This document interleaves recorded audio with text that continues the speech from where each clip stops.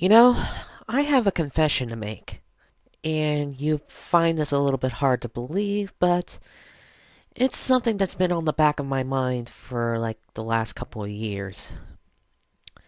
I've always wanted to see a theatrical animated sequel to Alice in Wonderland.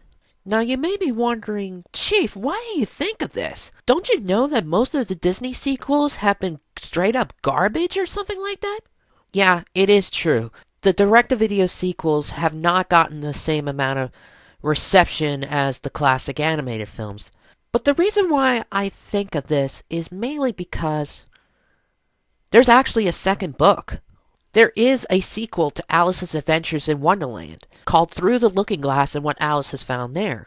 That plus, I never really see a whole lot of adaptations of the second book into a movie. The only one that I can think of at the top of my head is the 1985 made-for-television special, but I have not seen it, so I can't judge.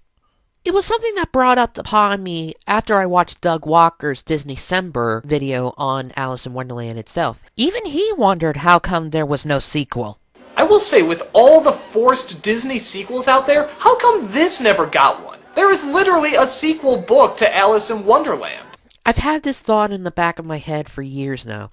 While it is true that most of the Disney actors who voice the characters in the film are either too old, retired, or dead, it was always nice to see what Disney could do, especially now with films like Frozen and Tangled that are getting well received, and Frozen is actually getting a sequel. The Rescuers Down Under, which was a theatrical sequel to The Rescuers, that movie was considered an underrated classic, and some people consider it better than the first movie. I wish that Disney took a look and made an adaptation of Through the Looking Glass. Well, my wish was half granted. I am finally seeing Disney making an Alice Through the Looking Glass movie, but it's a follow-up to the 2010 Tim Burton film. I'm kind of excited and disappointed at the same time. Disappointed because it's a sequel to the Tim Burton film, while excited that I'm finally getting to see a Through the Looking Glass movie. Now, before I give my thoughts on the film itself, I want to talk a little bit about the 2010 film and what my current opinion is about the film. I don't like the movie as much as I used to. Certain elements in the story just hasn't really hold up very well. I felt the story was way too complex. I felt the story really mislaid the title, and I felt the film looked a little bit too dark, but that's a little bit of a nitpick. That plus Mia Wasikowska's performance as Alice was hit and miss. The hit being, well, as one columnist said, was acting like a role model for young girls and depicting the character as stubborn, brave, and non-girly. But at the same time, you have misses where she ends up being bland, emotionless, and looked very uninterested. Plus the whole story about the whole prophecy about Alice having to slay the Jabberwocky to put an end to the Red Queen's reign of terror felt kind of too much like a Star Wars prequel, in my opinion. You know, where Anakin had to bring balance to the Force by destroying the Sith. Yeah, weird comparison, I know, but that's just my personal viewpoint. So does this mean do I agree with Doug Walker or other people when they say it's a horrible movie? Not really. I still enjoy this movie. I don't hate this movie at all. It's just not as good as I used to think it was.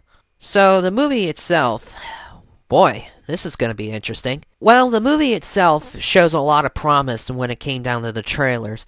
Like most sequels, the actors here are going to return to prize their roles. Mia Wasikowska's returning as Alice, Johnny Depp's returning as the Mad Hatter, Anne Hathaway's returning as the White Queen, Helena Bonham Carter is returning as the Red Queen, and then the actors who portrayed their voices for the characters, such as Michael Sheen, Stephen Fry, and Alan Rickman. Although, with Alan Rickman's case, it will be his very last film as he most recently passed away. Alan Rickman is most well known as the role of Professor Severus Snape from the Harry Potter film franchise. Funny, that's how I was introduced to Alan Rickman. Alright, so anyways. So the movie itself is pretty much following up as the 2010 Tim Burton movie, as I've mentioned. According to the synopsis of the plot, it's going to take place 3 years after the events of the 2010 film. And the people behind the scenes also return. Tim Burton, Linda Woolvington, Danny Elfman, they're all going to come back.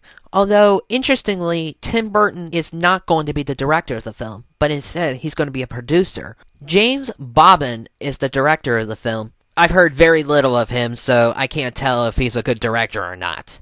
The movie, in terms of the plot, also deals with time travel, and this kind of scares me a little bit, because ever since I saw a review of Sonic 06, I've heard something which gives me this fear of any story that deals with time travel. Why? It's because that I feel like if you don't handle the time travel part of the story well, you're going to make a huge mess of a plot, and you're going to create massive plot holes, and it'll just overall be a very bad story. But that's not always the case. It's only when it's not handled carefully. So I hope that the movie takes great care of the time travel part of the story. There's also a new character called Time, who is going to be played by Sacha Baron Cohen, who is said to be a master of time, as Wikipedia described it. Then there's also Rhys Ifans, who I remember from Little Nicky, as well as some other films like The Amazing Spider-Man and another movie that I've watched that I've never mentioned, The Replacements. He's going to be playing the role of Zanuck Hightop, who happens to be the Mad Hatter's father. Interesting. The movie is set to be released in May 27th of 2016, and it doesn't show what the budget is, but I expect it's going to be pretty big. And will the movie be as successful as the Tim Burton movie? I certainly think it will. I mean, following up a blockbuster hit with a movie grossing over $1 billion, it's hard to follow up with something that good in terms of box office revenues, but who knows? So, overall, I gotta say, I like to see this movie. I do. I like what this movie is trying to go for. I just hope my concerns for the movie are, I really hope that the movie isn't too complex with its story. I hope Mia Wasikowska does a better job performing as Alice. I hope that the movie doesn't stray too far away from the original source like the Tim Burton movie did. And I hope that the time travel storyline doesn't fuck up at all either. So, I'm definitely looking forward to seeing this movie, either by theaters or by renting it on Netflix. If you're going to expect me to maybe make a review of this film, maybe.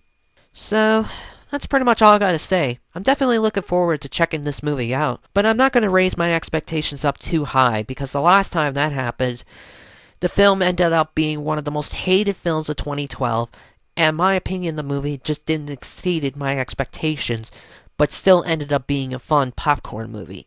And in case if you don't remember, it was Ghost Rider Spirit of Vengeance. So with all said and done, I'm Cheese Shadow 1750 saying good night, good luck, and I can't wait to check out the Deadpool movie.